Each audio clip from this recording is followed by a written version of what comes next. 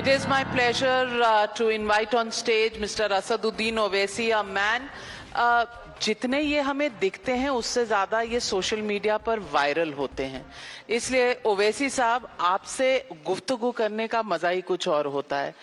आप हमारे मंच पर आए and 20 years of times now, it's a special occasion when we want to exchange views on the noisy parliamentary democracy that we have in our country.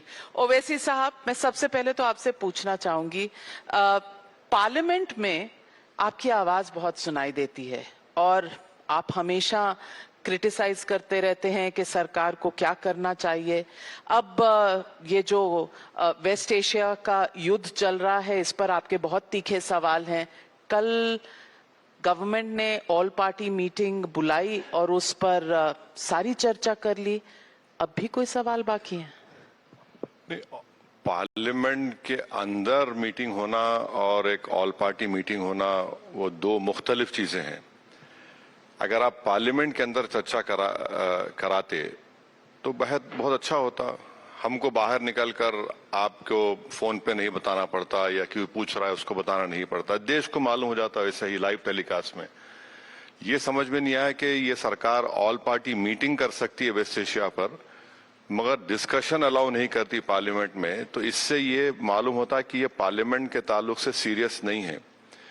Parliament देश की जनता का है और देश की जनता का हक बनता है कि वो देखे कि उनके इलेक्टेड एमपीज, सरकार जिसको इलेक्ट किया वो क्या कर रही है। तो ये बड़ी अफसोस की बात है कि ऑल पार्टी मीटिंग में वेस्ट एशिया के ऊपर बात हो सकती है मगर पार्लियामेंट के अंदर चर्चा नहीं कराना चाहती सरकार।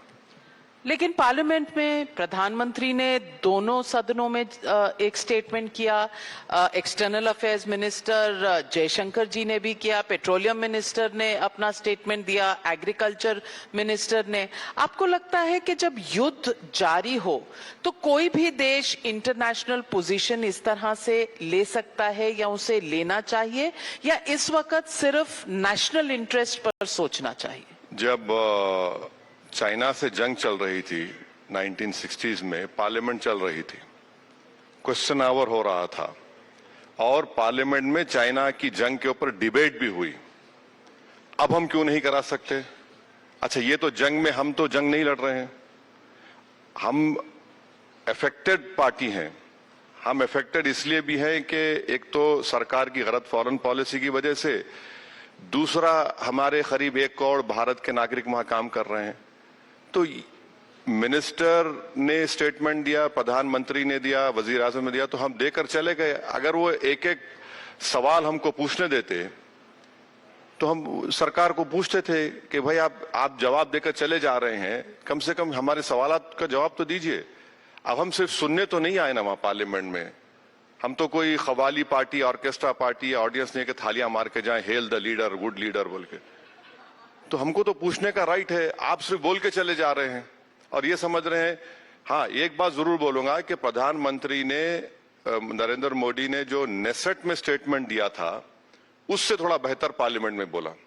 कम से कम उन्होंने ये तो नहीं बोला कि we stand with the genocidal regime, उन्होंने बताया, बोला कि बल्कि उन्होंने तो देश को बताया कि हम कैसा कोविड में एक साथ थे और इसके रिपरकशंस होने वाले हैं। तो वो 2-3 स्टेटमेंट मुझे लगा कि हाँ, थोड़ा डिफरेंट रहा। आपने 1962 वॉर की, तब भी ये बंद कमरा था और ऑल पार्टीज थे पार्लियामेंट में, टेलीविजन तब भी नहीं था, सोशल मीडिया तब भी नहीं था, तो अब है नहीं, यही इसीलिए आपने बंद कमरे में बात की। बंद कमरे में नहीं बात की, पार्लियामेंट में रूल्स है कि अगर हम पार्लियामेंट के प्रोसीडिंग्स को विदाउट मीडिया रिपोर्टिंग करना चाह रहे तो रूल है, उसमें प्रोविजन है। रूल नहीं इस्तेमाल किया गया था और जबकि हम उस जंग में बहुत नुकसान उठाए हम उस जंग में, तब भी रिपोर्टिंग हो रही थी, क्वेश्चन आवर हो रहा था, मगर आज हम उस पर डिबेट ही नहीं करना चाह रही सरकार। और ऑल पार्टी मीटिंग बुलाकर आप एक 4 मिनट बोल लीजिए, आप 2 मिनट बोल लीजिए, 3 मिनट बोल लीजिए और फिर फॉरेन मिनिस्टर बोलते कि हम दलाल नहीं है। तो मेरे दिमाग में ख्याल आया, शायद नहीं बोल सका, बोल रहा हूं, अगर हम दलाल नहीं हैं तो क्या देश के प्रधानमंत्री और डॉक्टर जयशंकर ये कहना चाह रहे हैं कि इजराइल तवाइफ है और पाकिस्तान पिंप है क्या? मैं जानना पूछता था मैं, तो मालूम ही नहीं। आप बताइए, आप डिबेट ही नहीं कराना चाह रहे। आप बोल रहे हैं कि शायद इसलिए क्योंकि जिस तरह के लफ्ज आपने इस्तेमाल किए, नहीं, शायद ये लफ्ज कोई भी देश दूसरे देश के बारे में ना कहे तो बेहतर है। नहीं, दलाल, हम दलाल नहीं है, कहा ना उन्होंने। आप बताइए कि क्या देश के फॉरेन मिनिस्टर को आपने रिपोर्ट किया? मैंने नहीं कहा ये बात। आप तो अंदर थे। नहीं, अंदर था, मैं अंदर था, तब भी बाहर आकर नहीं बोला किसी को। आप लोगों ने रिपोर्ट किया कि दलाल। तो दलाल का मतलब क्या होता है? दलाल का मतलब क्या होता है बताइए ना। शायद वो, मैं सोच रहा हूं, शायद वो इसी बोल रहे हैं कि इजराइल एक तवाइफ है और पाकिस्तान पिंप है उसका। दो कंट्रीज ऐसे हैं जो किसी को सुकून से जीने नहीं देते नेबर में, और दोनों का एक रिलीजन के नाम पे बनाया गया। अब दोनों किसी को चैन से जीने नहीं देते।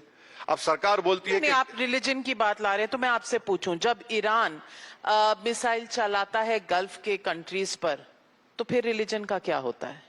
नहीं, इजराइल के ऊपर हमला किसने किया बताइए? आप बोल दीजिए। ईरान पर हमला किसने किया? अरब कंट्रीज ने तो नहीं किया। ईरान ने किस पर हमला किया? नहीं, ईरान, जिनका कोई लेना देना नहीं, ईरान पर किसने हमला किया? एक आदमी को जो ऑरेंज कहते हैं उसने हमला किया। एक डिल्यूजनल प्रेसिडेंट है और एक जेनोसाइडल प्राइम मिनिस्टर है। आपने हमला किया और 165 स्कूल के बच्चियों को आपने हत्या कर दी। आप किसी से बात कर रहे हैं, अगर नविका कुमारी मुझे बोलते हैं कि आओ बैठ के बात करेंगे, तो मेरे चैनल पे क्यों नहीं आ रहे? मैं आपसे आके मिलता हूं, मैं आपसे बात कर रहा हूं, आप वहां पर मेरी एबीसीडी चला रहे हैं, तो क्या बोलेगा मैं? आप बताइए। मैं ऐसा करती नहीं हूं। आप तो नहीं आप करते। नहीं, थैंकफुली अभी तक नहीं किया आपने। मैं आप नहीं करते। मैं बहुत इज्जत से पेश आती हूं। नहीं, माशाल्लाह, आप जिससे इज्जत से पेश आना, इज्जत से पेश आते हैं। जिसको आप हवा उतारना है, गैस उतारना, वो भी करते हैं। वो भी इज्जत से करती हूँ। नहीं, तारीफ में वो भी इज्जत से करती हूँ। नहीं, एज अ कॉम्प्लीमेंट कह रहा हूँ आप। हाँ, क्योंकि सवाल पूछना मेरा हक है। बिल्कुल। नहीं, सवाल पूछती हूँ मैं। एक एग्जाम्पल बता रहा हूँ कि आप उनसे डायलॉग कर रहे हैं, और ऐसे दो अहमक को भिजाया ऑरेंज ने, जिसको न्यूक्लियर टेक्नोलॉजी के बारे में उसका नहीं मालूम। एक दामाद है, उसकी काबिलियत है, और एक साहब है जो चमचे हैं उनको ये तक नहीं मालूम कि 60% स्टॉक पाइल क्या होता है। उनको ये भी नहीं मालूम कि तेहरान में जो न्यूक्लियर रिएक्टर है वो अमेरिका ने बनाया था। अब आप देखिए, उन्होंने हमला किया, और हो क्या रहा है? नुकसान तो भारत को सबसे ज्यादा हो रहा है। तो आप समझ रहे हैं कि आप विपक्ष में हैं, आप ऑपोजिशन में हैं, आप ये तमाम शब्दावली इस्तेमाल कर सकते हैं। ऑरेंज है, कोई ऐसा है, वैसा मेरा है। फ्रीडम है, आपका मैं डरता नहीं हूं अमेरिका से। एक बात सुनिए मैडम, 2019 में ऑरेंज ने कहा तेल नहीं खरीदना ईरान से, हमने छोड़ दिया। फिर कहा वेनेजुएला से मत लो, हम छोड़ दिए। फिर 2025 में मिस्टर ऑरेंज ने कहा रशिया से मत लो, हम छोड़ दिए।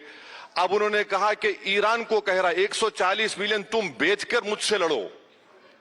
भारत से कह रहा है कि 30 दिन में उठा लो। फिर कह रहा रशिया से खरीद लो। आप मुझे बताइए, ये 56 इंच का नेशनलिज्म है कि हम, कोई गोरी चमड़ी वाला हमको अमेरिका से बोलेगा ले लो, हम ले लो, बंद करो तो बंद कर दो? ये कौन से मोहब्बत है देश से? बोलिए आप। ये सवाल आपका जायज है, लेकिन और जायज होता अगर आपका जो दिल है तब भी ये सवाल पूछता, जब यूपीए सरकार में हिलरी क्लिंटन ने कहा था कि ईरान से नहीं खरीदना, और बंद कर दिया गया था, सैंक्शन हो गया था। ईरान के खिलाफ 3 बार वोट किया यूपीए सरकार ने। तो आप कहां थे? आप सुनिए, मैं अंदर था। आपका टाई अप था तब यूपीए के साथ, तो सवाल पूछना ही भूल गए। सुन तो लीजिए, आप सुन तो लीजिए। सुन रही हूं। मैंने पार्लियामेंट में और पार्लियामेंट के बाहर मीडिया से कहा था, यही ईरान था जिसने कश्मीर के मसले को पाकिस्तान उठाना चाह रहा था। United nation human rights commission में ईरान हमारी मदद किया। ईरान कश्मीर को इंटीग्रल पार्ट मानता है। अब आप मेरे को ये बताइए कि अब जो गड़बड़ चल रही है, अजरबैजान ऑपरेशन सिंदूर में पाकिस्तान का साथ दिया, हम उनको कह रहे हैं कि भैया ले लो, ला लो, हमको लाके दे दो। ड्रोन्स दिया पाकिस्तान को। आप समझ रहे हैं फॉरेन पॉलिसी को हमारी कैसा फर्क हो गया? वहां पर जाकर प्रधानमंत्री ने कहा वी स्टैंड विथ इजराइल। 70,000 फलस्तीनियों को मार दिया उसने, जेनोसाइड रजीम। कितने but we also stand with Iran, वो नहीं सुनाई दिया आपको? मैडम देखिए, we also stand with Iran. No देखिए, और आप ऑपरेशन सुनिए। सिंदूर के बाद इस देश में सबने, ओवैसी साहब, आपको एक बहुत नेशनलिस्टिक रोल में देखा है। बाहर के देशों में हाँ, इन बिल्कुल भारत मैं का हूं, पक्ष लेकर गए मैं हूं, थे। बिल्कुल हूं। लेकिन मैं आपसे आज ये बहुत बहुत रिस्पॉन्सिबिलिटी से पूछना चाहती हूँ, आप ऑपोजिशन में रहकर जिस तरह की चीजें कह सकते हैं, कोई देश ऑफिशियली एक मंत्री होने के नाते, एक सरकार होने के नाते, एक प्राइम मिनिस्टर होने के नाते वो शब्दावली इस्तेमाल नहीं कर सकता।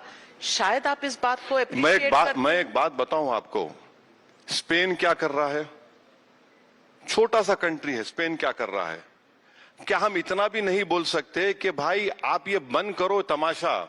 अमेरिका, हम हैदराबाद में बोलते हैं जिसका नुकसान नहीं होता, जिसकी ना ठिंग लगी ना फिटकरी लगी, वो हाल अमेरिका का है। भाई तेल मुझे आना है, गैस मेरा आना है।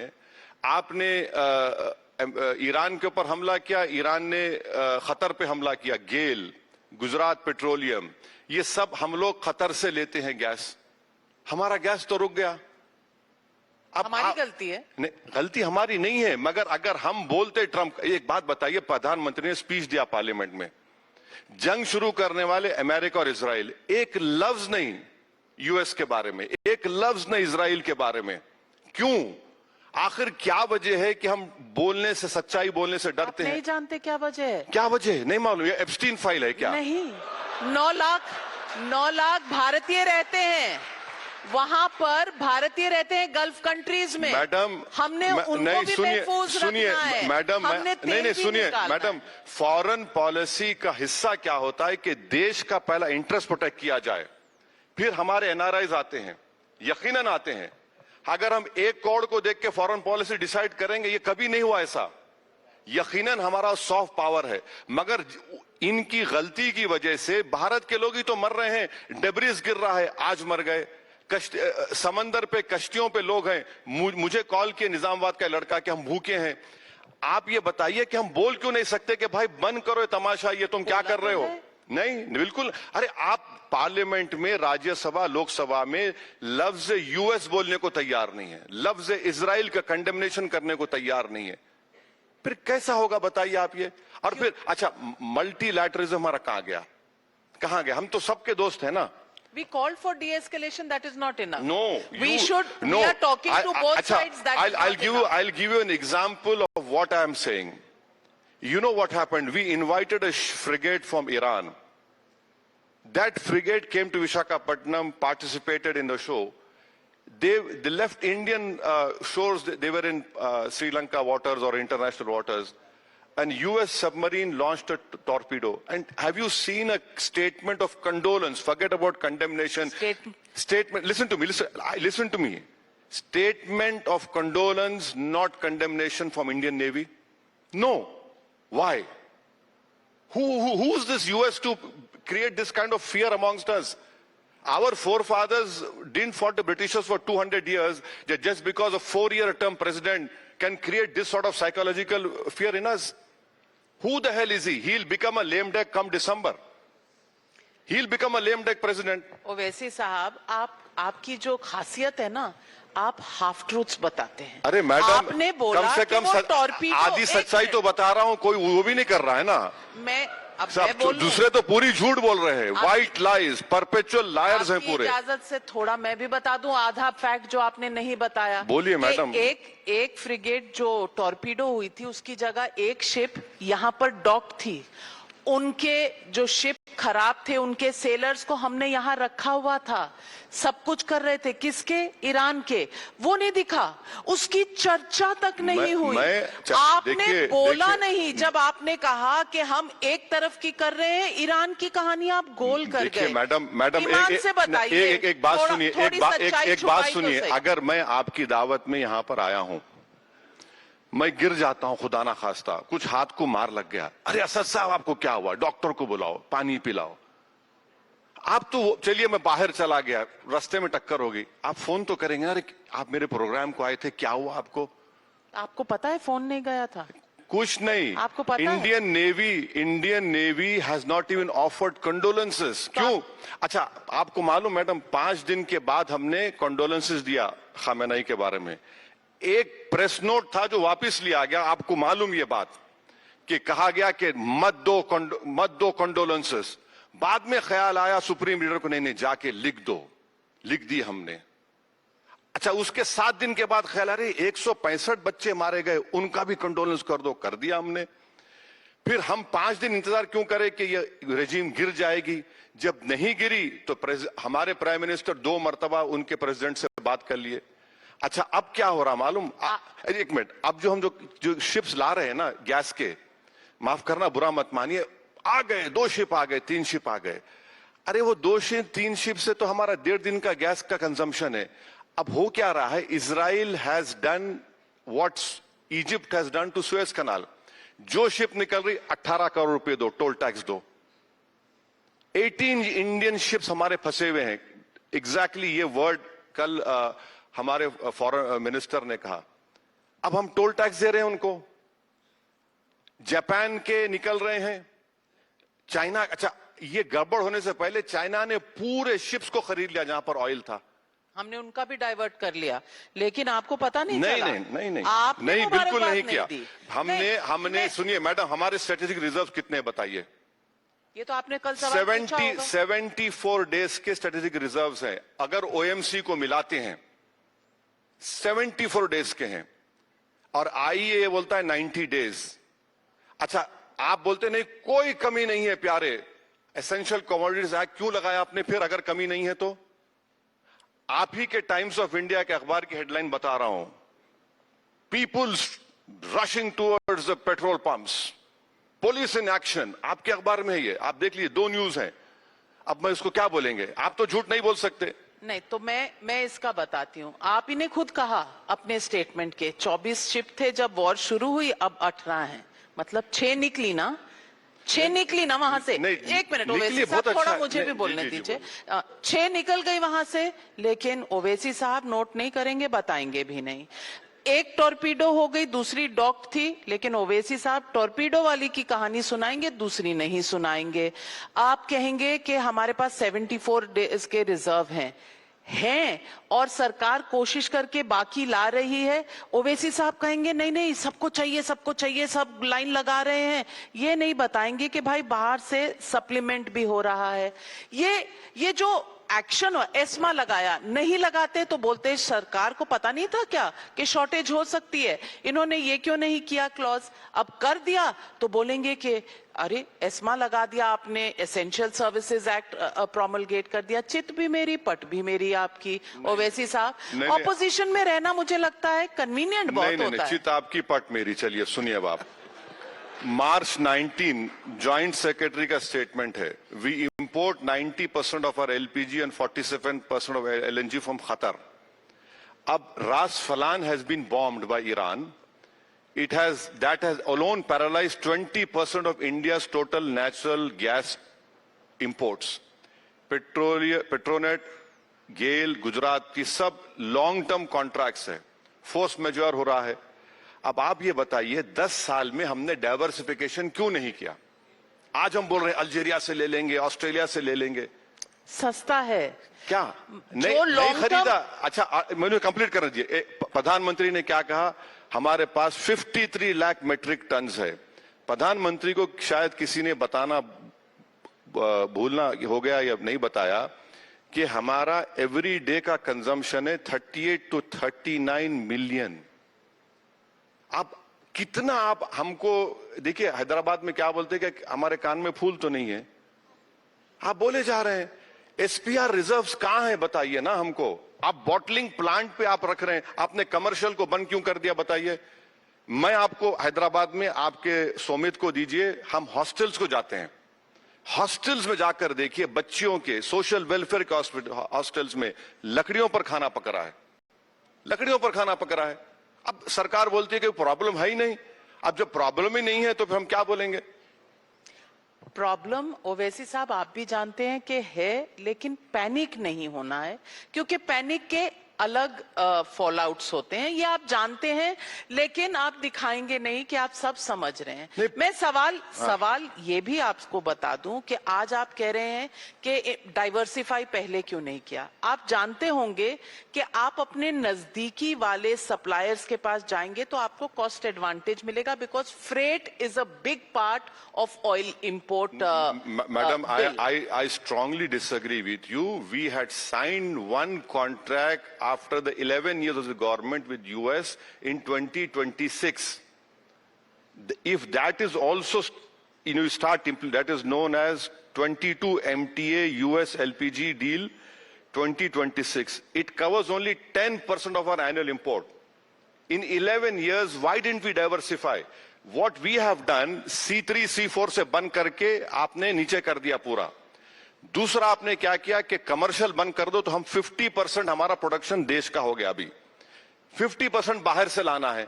कहां से आ रहे हैं, कहां से आ रहा है बताइए। एक शिप, दो शिप, तीन शिप अगर आएंगे तो वो 1.5 दिन, 2 दिन, 3 दिन का चलेगा। यही चीज अगर नरेंद्र मोदी अगर इजराइल जाने से पहले सोचते, ये जंग जो है नेतन्याहू की जंग है, ये जंग उनकी पर्सनल जंग है। अगर नरेंद्र मोदी नहीं जाते तो क्या कतर पर स्ट्राइक नहीं होता? कम क्या से स्टेट्स कम ऑफ हॉर्मुज में असर नहीं पड़ता? कम से कम नरेंद्र मोदी खड़े होकर मिस्टर ऑरानिश को बोलते, मिस्टर सो एंड सो बस करो। मोदी जी को इस्तेमाल किया गया इजराइल ने, वहां उनको यहां पर आना था। मोदी जी को इस्तेमाल करके उन्होंने अपना जेनोसाइड को व्हाइट वॉश करने की कोशिश की। हुआ तो नहीं। नहीं हो सकता ना, जब 70,000 बच्चों की लाशें दिख रही हैं, लोगों की घर दिख रहे हैं। आप मान रहे हैं कि मोदी जी इतने इंपॉर्टेंट हैं कि देश बुलाते हैं व्हाइट वॉश अपने एक्शंस कराने के लिए, मान रहे हैं ना? अब आप मान रहे हैं कि उनकी अहमियत इतनी है। अब आप जवाब, लेकिन नहीं एक मिनट मैडम, जवाब सुनिए। आप थाली मार रहे हैं, जवाब सुनिए। 80,000 लोग मारे गए। हमारी देश की इंपॉर्टेंस उससे होगी कि एक रिजीम 80,000 लोगों को मारेगा और हम जाके उसको व्हाइट वॉश करेंगे? ये हमारी अहमियत है। 20 लाख में से 8 लाख लोग के घर बर्बाद हो गए, 20-25 हजार बच्चे मारे गए। तो मोदी जी ने कब इसको सपोर्ट किया है? मुझे बता दीजिए ना, कौन सा स्टेटमेंट है? कब कंडेम किया? कहा नहीं कहा उन्होंने कोई condemnation we are in favour of peace and we appeal to both sides to deescalate. What else does madam एक बात सुनिए, इस देश की खुसूसियत यह है कि नेल्सन मंडेला जेल में थे। हम नेल्सन मंडेला जिंदाबाद बोलते थे। हम उस व्हाइट अफ्रीका से ट्रेड नहीं करते थे। इंडिया, अच्छा मौजूदा दौर में हम ग्लोबल साउथ की बात करते, क्या ये ग्लोबल साउथ नहीं है? पैलेस्टाइन इशू नहीं है ग्लोबल साउथ, बताइए। अच्छा प्रधानमंत्री गए, October 7th on Israel is acceptable to you? 1948 Nakba is acceptable to you? Nothing. 1948 Nakba. No, exactly, that is what I'm saying. Should be acceptable to anybody. Please madam, do not draw religious lines on this. This October 7th is not the starting of the killing of innocent people. 1948 Nakba. That was the point. Where are the Palestinians now? Living in Jordan, living in Arab countries. हम बात भी नहीं करते उनके बारे में, condemnation भी नहीं करते। नेल्सन मंडेला को हमने साथ दिया था। इंडिया स्टूड फॉर, अभी तो हम ग्लोबल साउथ बोलते हैं। अच्छा मैडम ये बोलिए, ये छोड़िए पैलेस्टाइन को बाप, हम ब्रिक्स के होस्ट हैं, क्वाड के होस्ट हैं। मोदी जी या जयशंकर एक जूम पे मीटिंग कर लेते इस जंग के बारे में। हम क्यों बोल रहे? पाकिस्तान कर सकता, तो हम तो होस्ट है ना क्वाड के, ब्रिक्स के, हम नहीं कर पाए। मैं आपसे पूछना चाहती हूँ ओवैसी साहब, आप ऑपोजिशन के पार्ट हैं, ये तो समझ में आ रहा है क्योंकि मोदी जी से आप इतने सवाल पूछ रहे हैं, लेकिन कांग्रेस आपको फिर भी मोदी जी का बी टीम क्यों कहती है? वही समझ में नहीं आ रहा मुझे, आप बता दीजिए क्या है। बैठते तो आप उनके साथ हैं। मुझे समझ में अगर आपको वो नहीं समझ आ रहा तो ये कैसे समझ आ रहा है? नहीं, अब ये तो देखिए, ये तो किसी को रॉकेट साइंटिस्ट होने की जरूरत नहीं है। मुझे समझ में नहीं आ रहा, मैं इतना सब बोलता हूं फिर भी ये हमारे मुझसे इतनी मोहब्बत करते कि इन लोग समझ ही नहीं पाते। अरे हम राज्यसभा में वोट दिए उनको, बिहार में वोट, आप देखिए क्या हुआ। अच्छा अगर मैं न्यूट्रल हो जाता आप न्यूट्रल नहीं है मतलब? नहीं, न्यूट्रल नहीं, आप न्यूट्रल नहीं है। किसकी तरफ है बता तो दीजिए। मैं- सारा मेरी- देश पूछ रहा सुन है लीजिए। कि ओवैसी जी हैं कहाँ। मेरी पॉलिटिक्स नरेंद्र मोदी की तरह न्यूट्रल नहीं है। अच्छा, मेरी जो पॉलिटिक्स है हर तरफ से फायदा ले वो लो। अपनी पार्टी की प्रमोशन, पार्टी को स्ट्रेंथन करने की है। अच्छा, मैं ये बता रहा हूं कि अच्छा, न्यूट्रल की बात जब आई, हमारा 5 टर्म के एमपी हूं। जब कांग्रेस की सरकार थी, मनमोहन सिंह साहब वजीर आजम थे, चिदम्बरम ने यूएपी एक्ट लाया था। डिस्पाइट बीइंग इन यूपीए मैं अपोज किया, I asked for division also. और मैं जो स्पीच में बोला था कि this particular section will be used, the definition of terrorism will be used to incarcerate many people. I have been proven right. In 2019, Amit Shah made it more draconian. Congress party supported it. TMC walked out instead of asking for division. I stood there with Imtiaz Jalil, and every amendment we had moved, I have been proven right, because it is now one of the Supreme Court judges have recently said that using UAP is only to prolong the trial. पर आपने तब का तकमा तो लगा लिया कि आपने oppose किया था, फिर सपोर्ट मांगने चले गए थे कि भाई मुझे भी इंडिया गठबंधन का पार्ट बना कभी लो। नहीं, बिहार में, कभी बिहार में नहीं गए थे? सुनते लिए। चिट्ठियां लिखी थी, कसीदे इतने लंबे लंबे कि मुझे ले लो, मैं बहुत अच्छा ऐसा हूं। ऐसा नहीं था। कोई दूर से बोल रहा था हम तुमसे मोहब्बत करते, तो आपने कहा पास आके तो बोलो। नहीं, हमने कहा चलो हम आ जाते, मोहब्बत करो, लपटा लो हमको। अच्छा, तो भाग गए, घर का दरवाजा बंद कर अब लिया। आपकी मोहब्बत के नहीं क्या नहीं, कहने देखिए, हैं? अगर कोई मुझसे मोहब्बत का इजहार कर रहा है तो हम बोले चलो प्यारे, आ जाते तुम्हारे पास, हम ले लो हमको, बगलगीर हो जाओ। हम घर को गए तो घर को लॉक डाल दिया आपने। अब मैं क्या करूं? भाई आई लव यू बोले तो हम बोले ठीक है चलो दिखाओ, हम आ जाते हैं। तो अख्तरुल ईमान गए, वो गायब हो गए। अब क्या करेंगे हम? तो ये आपकी मोहब्बत कैसी है? नहीं, कभी हाँ कभी ना वाली मोहब्बत, नहीं, इसे मैडम, मोहब्बत कहते हैं? मेरा मानना यह है कि वो मोहब्बत ही नहीं जिसमें नाकामी ना हो। अच्छा, अच्छा, ये जितने थाली मार रहे हैं इनकी जवानी में अब कुछ ये हुआ था बताइए, इन लोगों को सबको। तो अब ये जो नाकाम मोहब्बत है आपकी, ये बंगाल तक चली गई है। अब आप बंगाल में, वहां भी इश्क हो रहा है हमारा। हाँ, वहां हुमायूं कबीर के साथ हो रहा है, बाबरी मस्जिद नहीं बनाने की बात हो रही है। तो ये वाली बाबरी मस्जिद की मोहब्बत है जो वहां ले गई है? सीरियसली मेरा जवाब ये है कि सिर्फ इशू बाबरी मस्जिद नहीं है, issue exploitation of the minorities by the TMC government है। अच्छा, और उसमें क्या हुआ कि लास्ट ईयर 24 मई में हाई कोर्ट ने 5 लाख ओबीसी सर्टिफिकेट्स को कैंसिल कर दिया। उसमें से 4 लाख तो मुसलमानों के हैं। और फिर सोने पे सुहागा यह है कि नेशनल बैकवर्ड क्लास कमीशन के चेयरमैन हमारे एमपी साहब अहीर साहब थे, उन्होंने जितने मुस्लिम कास्ट थे सेंट्रल लिस्ट में उसको निकाल दिया। हमारा हाल क्या है? आई एम कॉट बिटवीन, क्या बोलते हैं वो, fire and the frying pan, not between rock. आप ये निकाल रहे हैं, वो निकाल रहे हैं। अच्छा, आप ह्यूमन डेवलपमेंट इंडिकेटर्स देख लीजिए टीएमसी के रूल में मुस्लिम माइनॉरिटी के। तो मेरा मानना यह है कि जब तक माइनॉरिटीज की अपनी एक सेम्बलेंस ऑफ पॉलिटिकल लीडरशिप नहीं बनेगी, हम जस्टिस को, इंसाफ को, हिस्सेदारी को हासिल नहीं कर सकेंगे। ये हमारी सोच है, हमारा उस पर अमल कर रहे हैं। लेकिन मुझे फायर एंड फ्राइंग पैन का तो पता नहीं, पर बंगाल में आप मोदी जी और ममता जी के बीच में हैं।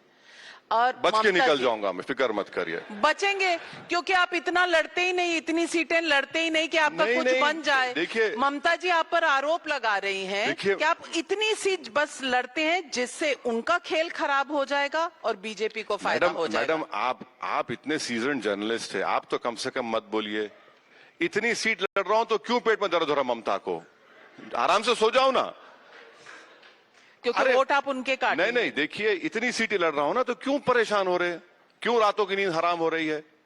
हम इतनी लड़ते, इतने में ही हम जीत कर आएंगे, बताएंगे उनको। कितनी लड़ेंगे? नहीं, जितने अभी आजकल ये मेरे ख्याल से 10 या 12 सीटें कुछ होंगी, हम लड़ेंगे बस। ना, बस इतना ही फायदा कराना है आपको बीजेपी को? नहीं, डील बड़ी नहीं कराई ना आपने बीजेपी से मेरी। अब मैं क्या बोलूं इस पे? आप आपकी हो ही नहीं सकती। आप यहाँ बैठकर मोदी जी का स्क्रिप्ट लिखना चाहते हैं, ममता जी आपको लिखने नहीं दे रही। मैडम, आप सेक्युलर बन रहे हैं, सेक्युलर वाले मैडम, आपको सेक्युलर नहीं मानते। ये चल क्या रहा है? जितना मुझे लोग गाली देते मैं उसको बैज ऑफ ऑनर समझता हूँ। मुझे कोई रोक नहीं सकता। मैं भारत की सियासत की लैला हूँ, मुझे फख्र है इस बात का।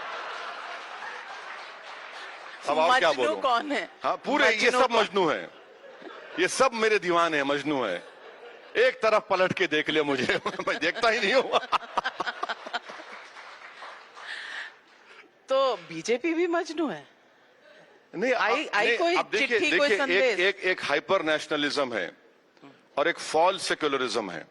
अच्छा, उस बीच में हम लड़ाई लड़ रहे हैं। सच्चा है एक ईमान जिसका है वो है असदुद्दीन नहीं, ओवैसी। मैं बहुत बड़ा गुनाहगार हूँ। अच्छा, मैं कोई शरीफ आदमी नहीं हूँ, नहीं हो आप? बिल्कुल नहीं हूँ। मैं खुल के कह रहा हूँ, हाँ, मैं खुल के कह रहा हूँ। मुझमें बहुत ऐब हैं, कमजोरियां हैं, सब हैं। हम कोशिश कर रहे हैं अच्छा बनने की और पार्टी को भी आगे बढ़ाना चाह रहे।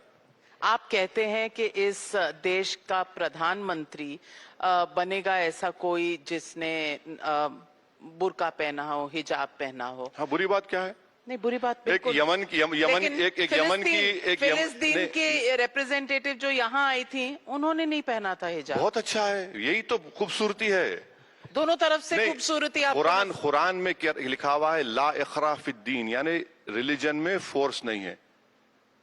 पहनते हैं बहुत अच्छा है, पहनिए। नहीं पहनते आपका राइट है। अगर पहनते हैं तो उनका रिलीजियोसिटी नजर आती है। वो यमन की एक लेडी को नोबेल प्राइज मिला हिजाब पहनने वाली को, उसको क्या बोलेंगे आप? बैकवर्ड बोलेंगे? नहीं मैडम, हिजाब जो पहनते हैं ना। लेकिन जब आप कहते हैं कि इस देश की प्राइम मिनिस्टर सिर्फ हिजाब वाली, तो आप रिलीजन को नहीं, आप पर्दे को इंपॉर्टेंस दे रहे हैं। नहीं, देखिए, कोई भी बन सकता है। देखिए, अगर पूरे भारत में जामिया मिलिया यूनिवर्सिटी चले जाइए आप, एक से एक बेहतरीन स्कॉलर आपको नजर आएगा जो हिजाब पहनी हुई है। एक से एक बेहतरीन साइंटिस्ट या would be scientist, mathematician, MBBS, doctors. Sir के ऊपर कपड़ा है, दिमाग के ऊपर नहीं है। जो लोग इस तरह की बात करते हैं ना, उनके आंख पर भी पर्दा है, दिमाग पर भी पर्दा है। इसीलिए तो मैं आपसे कहती हूं कि आपका जोर महिला पे क्यों नहीं है, हिजाब पे क्यों? अरे मैडम, आप किसी महिला को बनाइए ना। अरे हिजाब हो तो या ना हो, हिंदू हो या मुसलमान हो। बिल्कुल है। मेरी पार्टी में कई ऐसे वुमेन मेंबर्स हैं जो हिजाब नहीं करते। तो मैं क्या उनको बोलूं? मैं नहीं बोलता हूं उनको। भाई, उनका राइट है। तो फिर वो बन सकती है ना प्रधानमंत्री? बिल्कुल बन सकती, क्यों नहीं बन सकती? तो फिर हिजाब पे इतना एम्फेसिस क्यों डालते हैं? जब नरेंद्र मोदी बन गए चाय बेचकर, तो हिजाब पहनने वाली नहीं बन सकती प्राइम मिनिस्टर? क्या बात कर रहे हैं आप? ये तो कम से कम ऐसा मत करिए। यही तो प्रॉब्लम है कि हिजाब को आपने अपनी सेक्युलरिज्म और पॉलिटिक्स का चिन्ह क्यों बना दिया? देखिए मैडम, इस देश को आजाद कराने के लिए जौहर बरादरान की वालदा थी बी अम्मा, वो क्या करती थी? वो भी तो रिलीजियस थी। ये अगर आप बोलेंगे कि आप बहुत अच्छे हैं जब आप रिलीजन को छोड़ देंगे, नहीं, यही तो मैं बोल रहा हूं, यही तो मैं आपसे यही बोल रहा हूं। तो रिलीजन अगर कोई फॉलो कर रहा है रिलीजन प्रिंसिपल्स को, तो बुरी बात क्या है? कोई नहीं करता है तो ठीक है, उनका राइट है, उनका राइट है। मगर कोई करता है तो उससे परेशानी क्यों है? मैं आज ऑडियंस को बोलूंगी कि इसकी जजमेंट आप दीजिएगा, क्योंकि ओवैसी साहब दोनों चीजें कह रहे हैं। हिजाब वाली को बनाएंगे प्राइम मिनिस्टर, लेकिन हिजाब ना पहने तो भी उसकी रिलीजियोसिटी पे कोई सवाल नहीं है। तो भाई हिजाब को क्यों सिंबल बना रहे हैं? नहीं, उनका महिला को बना दीजिए ना। सुप्रीम कोर्ट, कितनी महिलाएं प्रेसिडेंट हैं आपकी पार्टी में या किसी बहुत है। आप हैदराबाद को आती नहीं है। आप आते खाली इंटरव्यू करने। आप मेरे साथ चलिए, दिखाता हूं मैं आपको। सुप्रीम कोर्ट में choice has become the fundamental right. Choice is the fundamental right. अब कोई चॉइस को अपना रहा है। यू आर इम्पोजिंग द हिजाब, not giving choice. I am not, कभी नहीं। हम लोग फॉरेन डेलीगेशन में गए थे, अल्जीरिया गए, वहां के मिनिस्टर्स से मिले, कई लेडी मिनिस्टर्स थे, हम बराबर उनसे मिले। उनका राइट है, इसमें ऐसा नहीं है कुछ भी। तो फिर मैं आपसे पूछना चाहती हूं कि आप सेक्युलरिज्म तय करेंगे। आप कह रहे हैं कि बंगाल में घुटन होती है। अब वैसे आप इंडिया अलायंस के साथ यहाँ बैठते हैं, बंगाल में आप नहीं बैठता इंडिया अलायंस का। वो तो मुझे बिठाते भी नहीं बाजू अपने, खाली जबानी तौर पर बोलते मैं हम तुमसे मोहब्बत करते। और फिर हमको बर्बाद भी करते। बर्बाद किया। हाँ, वो पूरी कम्युनिटी को बर्बाद किया ना। तो आपको लगता है ये जो थोड़ी सी 10-12 सीटें जीतकर आप मुस्लिम्स को, पूरी कौम को अपना हक दिला सकते हैं? मैडम, या स्पॉइलर का ही गेम है? एक एमपी हूँ। कितने आपके समिट में आपने बुलाया मुझे? बोलते बहुत अच्छा है ना, वही तो। Words are my tools. Yes. हाँ, तो अब एक है ना, एक है तो आपने बुलाया। अगर 20 हो जाए मेरी तरह तो सोचे टाइम्स नाउ को कितने लोगों को बुलाना पड़ेगा? आप ही को बुलाएंगे। बुलाएंगे, मगर 20 की ताकत अलग है ना। लेकिन सवाल ये है कि हमेशा ये कहा जाता है कि एक बीजेपी की बी टीम बनी हुई है, इसका आप जवाब देते नहीं है। नहीं, क्यों दूं मैं किसी के सर्टिफिकेट लेने की जरूरत नहीं है मुझे। कहते हैं फाइनेंसेस भी वहीं से आते हैं। हाँ, मैं उनको देता हूँ ना, उनसे फाइनेंस वही देते हैं। उनको 90% दे के 10% मैं रखता हूँ। अच्छा। हाँ, उन्हीं से लेता हूँ मैं। भाई आप बोले लाओ 90% आप रखो, 10% मेरे को दो। फाइनेंसेस उन्हीं से आते हैं। बिल्कुल सही कहा, 90% वो लेते हैं, 10% मैं लेता हूँ। अगर उनको नहीं मिला तो वो नाराज हुआते कि हमारा हिस्सा नहीं मिला। उस वजह से गाली देते हैं मुझे। कौन? जो इल्जाम लगाते मुझ पर। अच्छा। अब राज्यसभा के मैंने सोचा कि बीजेपी आपको देती है। नहीं, जो मुझ पे एलिगेशन लगाते वो डील करते हैं। वो 90% रख के 10% मुझे देते। मैं आपसे ये भी पूछना चाहती हूँ कि हाल ही में आपने एक स्टेटमेंट किया और उत्तर प्रदेश के कॉन्टेक्स्ट में आपने किया, आपके नेता ने किया ये कि एनकाउंटर हो रहे हैं और जो एनकाउंटर कर रहे हैं उनका भी एनकाउंटर होगा। आपको नहीं लगता कि इस तरह की भाषा से परहेज करना चाहिए? आप बिल्कुल सही कह रहे हैं। मैंने शौकत से बात की, उन्होंने कहा कि सर मेरा पूरा स्टेटमेंट नहीं डाल रहे हैं। अच्छा मैडम, यूपी की बात की, आप ये बताइए कि बाबा का विजन देखिए आप। बाबा का विजन देखिए कि उन्होंने क्या कि वी हैव, इंग्लिश में ट्वीट किया, एक्स पे डाला कि we have done an signed an MoU with an AI company to open a data centre worth 25,000 crore. तो हजरत ग्रॉक ने नीचे लिखा कि उसका 50 लाख का टर्नओवर नहीं है। बाबा ने कर दिया। एआई देखिए, उनका एआई देखिए। आप यूपी में भी इतने 10-12 सीटें लड़ने जाएंगे? नहीं, यूपी में हम लोग अलायंस करेंगे, अच्छा अलायंस करके। किसके साथ? वही जो मोहब्बत कहते हैं कि करते हैं पर करते नहीं है। नहीं, अलायंस होगा। किसके साथ? अब इतना जल्दी अब मैं अपनी राजनीति टाइम्स नाउ से कैसे करूंगा? तो बात फैसले हमको करने दीजिए। आप ही ने कहा कि हमारे मंच से बहुत काम हो सकते हैं। नहीं, हो रहे हैं ना, बिल्कुल हो रहे हैं। आप भी करते हैं काम किसी का, मैं भी करता हूं अपनी पार्टी का, सब अपना काम करते हैं। आजकल आपको एक शब्द से बहुत दिक्कत हो रही है। हाँ, धुरंधर। नहीं, वो शब्द ये है धुरंधर। हाँ, धुरंधर क्या पिक्चर है वो? आपने कहा बैन कर दो। नहीं, मैंने कहा वारिस पठान। नहीं, देखिए मैडम, मेरे पास टाइम नहीं है 3 घंटे किसी को देखने का। मैं चाहता हूँ लोग मुझे 1 घंटे के लिए सुने। अच्छा। 3 घंटे बकवास क्या है? वो होता क्या है? सिवाय गाली दो, आप वायलेंस को प्रमोट करो, और 3 घंटे के बाद आप निकल कर आप सोचते कि यार मैं इस मुसलमान को गाली दूं या ना दूं। अब वो क्या करेंगे उसका? वो देख के कौन देखेगा? मेरे पास ये गैर जरूरी। दुनिया देख रही है, लोग खुश हो रहे हैं। हम हैदराबाद में नहीं, हम हैदराबाद में बोलते कि प्यारे इन चीजों को दिल पे मत लो, गुर्दे पे लो। तो हम गुर्दे पे लेके छोड़ देते उसको। तो इसको प्रॉब्लम है, ये बकवास है। ये 3 घंटे आप क्यों फिल्म नहीं देख सकते? राहुल गांधी को सुनना अच्छा लगता है? राहुल गांधी। मैडम, अगर मैं 1 घंटा 2 घंटे दिन में मेरी बीवी को सुन लिया तो मौजा ही मौजा, बस वो उसकी फिक्र रहती मुझे। राहुल गांधी को लीडर ऑफ ऑपोजिशन आप कैसे देखते? वो एलओपी है, हम उनकी रेस्पेक्ट करते हैं। मेरी जिंदगी के प्रायोरिटीज हैं। अच्छा, उस प्रायोरिटीज के तहत मुझे काम करना पड़ता है। तो उसमें राहुल गांधी प्रायोरिटी पे नहीं है? नहीं, क्यों होंगे? उनकी प्रायोरिटी उनकी पार्टी है, मेरी प्रायोरिटी मेरी पार्टी है। पर आप तो कह रहे हैं कि मोहब्बत वाले यही पार्टियां हैं। हाँ, हमको तेलंगाना में रेवंत रेड्डी से अच्छा चल रहा है अभी अब तक अच्छा वो चल तो रहा कह रहे हैं Congress is Muslim, Muslim is Congress. तो आपका वहां क्या रोल है? कुछ भी नहीं, वो बोलते हैं, मगर हमारा उनसे अच्छा है। और उन्होंने तो आपका नाम तक चुरा लिया। वो कहते हैं कि आप क्या असदुद्दीन होंगे, वो है रेवंतुद्दीन। चलिए, उद्दीन तो हो गए। कंपटीशन कर दिया उन्होंने। नहीं, मगर उनको क्रेडिट देना पड़ेगा। मेरे कॉन्स्टिट्यूंसी में उन्होंने 2000 करोड़ का मेट्रो लाइन दिया। अच्छा। और उसका काम चल रहा है। एक 450 करोड़ का एक ब्रिज दिया उन्होंने। तो डेवलपमेंट के लिए हम बराबर उनसे मिलते, रिप्रेजेंट करते, और वो बड़े पॉजिटिव हैं, प्रोएक्टिव हैं, अच्छी चीज है। तो वहां पर आप वोट नहीं काटेंगे उनके? कहाँ पे?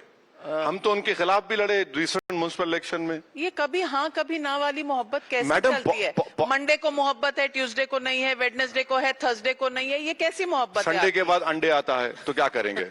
जो पॉलिटिक्स है ना मैडम, हमारे पार्टी चलाने का तो यानी मोहब्बत, नो नो नहीं, देखिए, मोहब्बत का कारोबार करते नहीं हैं आप? नहीं, मैं नहीं करता हूँ। नहीं, आप ऐसी वाली मोहब्बत को तो कारोबार ही कहते हैं। मैं कारोबार नहीं करता हूँ। मैं अपनी पार्टी को स्ट्रेंथन करने के लिए और मुझे डेवलपमेंट का काम करवाने का है तो मैं करता हूँ। अब हम मालेगांव से मैं हमारे एमएलए को ले जाकर किरण रिजिजू से मिला, मैं मालेगांव से एमएलए को ले जाकर गिरिराज से मिला, मैं वो आइडियोलॉजिकली डिफरेंट है पावरलूम इंडस्ट्री के बारे में। तो काम तो कराना है ना, मिलूंगा नहीं तो काम अच्छा, कैसे होगा? तो काम कराने के लिए मोहब्बत, बाद में नहीं, ठेंगा। काम करा वो उनकी जिम्मेदारी है, वो मिनिस्टर हैं, मैं एक इलेक्टेड रिप्रेजेंटेटिव हूं, मेरा राइट है उनके पास जाकर बोलने का। मैं सिर्फ आपको दो चीजें बताना चाहती हूँ फैक्ट के तौर पर। आज सुबह किरण रिजिजू जी इसी प्लेटफॉर्म पर थे और उन्होंने कहा कि 5वें दिन जाकर हमने कंडोलेंस नहीं दिया, जिस दिन कंडोलेंस रजिस्टर खुला उसी दिन हम गए थे। फैक्चुअली ये स्टेटमेंट ये फॉल्स है, इसलिए फॉल्स है कि आपके मुंह में जबान है, आप सरकार में हैं, आप एक स्टेटमेंट जारी कर सकते थे। चलिए वो भी नहीं तो कम से कम हमारे अमित को बोल देते कि सोर्सेस से हमने कंडेम कर दिया या कंडोलेंस दिया, वो भी नहीं किया आपने। रजिस्टर क्यों आप बोल सकते थे ना। 165, चलिए ईरान से आपको जो भी होगा, इजराइल या ट्रम्प की डर से आप नहीं बोले। 165 बच्चे मारे गए, उन पे तो बोल देते कुछ। मैंने सवाल एक और आपको बताना था फैक्चुअल कि पैलेस्टीन की जो फॉरेन मिनिस्टर वारसेन आगाबेकियान शाहीन भारत आई थी, उन्होंने कहा भारत ही इजराइल और फिलिस्तीन के बीच में एक ब्रिज हो सकता है। उन्हें यकीन है मोदी पर, आपको क्यों नहीं है? ये समझ में नहीं आता। कैसे यकीन होगा जब नरेंद्र मोदी नेसेट में जाकर जो किसी को अवार्ड नहीं दिया वहीं बनाकर उनको पहना दिया गया और उन्होंने खड़े होकर बोल दिया कि we stand with Israel. For what do we stand with Israel? For the genocide, for what they are doing, for what they have destabilised the whole region, they have created problems for India. They have created huge economic problems for us. We have the genocide happened later, by the way. वो time का No, it is still continuing, by the way. Even after the so-called ceasefire, 800 Palestinians have been killed. Yesterday there was a bombing on the tents. Can you imagine a regime bombing on tents and killing innocent children and people over there? Asaduddin Owaisi, as always, you are the representative of the noisy democracy that we have in India. Thank you very much for inviting me. We are grateful for your views and Times Now के 20 साल के सफर में आपके बहुत बहुत शुक्रिया। आपके साथ मिलते रहें, यूं ही गुफ्तगू होती रहे, यही हमारी कामना है। Thank you very much, ladies and gentlemen. Thank you very much, Mr. Ashwini Vaishnav, for joining us here on a momentous occasion of 20 years of Times Now. I think in India, we're sitting and watching at a time when there is a war in the western part of the world. West Asia is going through a turmoil, but there is a war that is going on within India, which is a narrative war. A narrative that is being given by the government, a narrative that is challenged by the opposition. How do you see the narrative war? Who's winning this one right now? Truth is winning, clearly. It's the truth which ultimately wins. We have seen one after the other. Whatever the fake narratives that opposition tries to create, it just doesn't stick, because ultimately when the facts come out, the narrative which sometimes opposition tries to create through their own methods, which of course they have been in the government for many, many years, they would have mastered during those decades, all those narratives get washed out. We have seen so many examples I can give. One of the examples was Constitution Badal Denge. Somebody used to take the book of Constitution and keep moving around showing that this is the Constitution which will be changed. Absolutely false narrative. Zero truth in that. And we went to the people understood the entire thing, And there, the things which are actually delivered, the results which are visible, the change which has happened, the transformation which is visible in poorest of the poor people's lives, that is what real narrative is. Mr. Vaishnav, in the narrative war, the first narrative that is being questioned is that the government is shying away from a discussion in Parliament on the West Asia crisis. There have been statements by the Prime Minister, by your ministers, yet you have not entertained questions. How do you respond to that charge? Parliament runs by its rules. There are certain rules which have been framed since 1950s. You have to go exactly as per the rules. There are rules under which discussions are allowed by the Speaker. There are rules under which statements are made by the government. There are methods of dialogue. We have had the all-party meeting yesterday. Honorable Prime Minister has himself presented to the entire country the exact situation, the actions that the government has taken. This is something, I mean, our government is one of those governments which is most transparent, and the efforts that we have put in, we have very clearly laid out. Is the government running away from answering questions? We are busy solving the problems. Well said. Mr. Rahul Gandhi has also made a charge that your government has captured all institutions. In fact, a recent incident of the Election Commission in Kerala has actually set tongues wagging. A BJP representation with a BJP stamp was given out by the Election Commission, proving the opposition's point that all institutions have been captured. How do you respond? Absolutely fake, absolutely false. Ask the opposition, and I'm challenging them openly from this stage, who made a retired CEC governor, who gave ticket to a retired CEC to fight on Congress party's symbol? Ask them those questions. Let them give answers to this. On the governance point of view, then the opposition has a worry about the availability of LPG cylinders, about the fact that people are standing in queues. The question about, were we planning before these events overtook us? Over last 11 and a half years, so many steps have been taken to make the country resilient on energy. We have diversified our sources of energy from remaining dependent on one geography to buying from multiple sources of energy, whether it is Russia, whether it is Canada, US, South American countries, many African countries, many countries from the Oceania.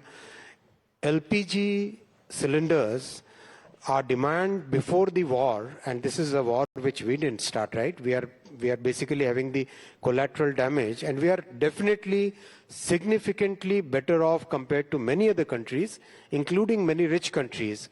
Our demand for LPG cylinders was about 55 lakh cylinders a day before the war. This demand peaked to 89 lakh cylinders on 13th of March. As we have taken these steps, we have increased the production of LPG 40% over the pre-war period in such a short time frame. We have tried to get the LPG shipments out of Hormuz in a very significant way. And today, that 89 peak has come back to 55 or 54 lakh cylinders a day. So this is something which I'm sure no other government would have been able to do in such a short time frame. This is where our Prime Minister's clear focus on resilience in energy is very clearly visible. This is a result which is visible. So many other steps have been taken. For example, electrification of railways. Today, because our network is almost 99% electrified, the dependence on diesel or fossil fuels for so many purposes, whether it is transportation of so many bulk commodities, transportation of containers, for movement of people, all that is reducing day by day. There are electrification in terms of public transport, for buses. Look at the metro network that we have set up, more than 1,000 kilometers. So that itself is a big change from the diesel petrol dependent transportation of people to a totally new, clean, electrically driven transportation. So all these steps have happened in the past 10 years. Mr. Vaishnav, then why is the opposition saying that India is a bystander, whereas Pakistan is playing the role of the mediator in this very high-stakes war that is going on? India is a trusted country in the entire world. You look at every sector, whether it is electronics, whether it is semiconductors, whether it is telecom, whether it is trade relations, whether it is getting into FTAs with India, whether it is co-creation, co-development of new technologies. Each and every sector, India is today a majorly trusted country where the world looks at us as a country to look up to, as an economy which they believe in, as a country which trusts IP rights. The incident of US-Iran, which our Honorable External Affairs Minister yesterday gave a very clear reply during the all-party meeting, that is there. There have been 2 more instances in the past where the dispute between US and Iran has been, where Pakistan has been used as the mediating place.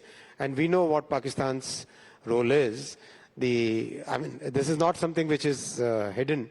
And of course, I'm not an authority on that, so let me stop there. Mr. Ashwini Vaishnav, very recently you've concluded a very high-level AI summit here in India. India was hosting it. While India was talking about its achievements on hosting such a high-profile event, we saw a shirtless protest at the venue of this AI summit. Were you surprised by it? I think some people have become too frustrated. I don't know what next they will do. They'll probably go. Are you somebody who's not into the political hue as much as the others? Because बाकी तो कोई अपने शब्दावली रोकता नहीं है. आप बहुत संभल के बोल रहे हैं. आपका style. But were you surprised? Were you surprised? Horrified? I felt bad about it. I felt that such low level of opposition is not what we have seen any time in our history. Our democracy was impacted. Our democracy was hurt by this event. Would you like to send a message to Rahul Gandhi through this platform on what it did to India's image? I'm sure he knows. You think he does? He does. And he still did it? Because there is a sense of frustration. OTT censorship.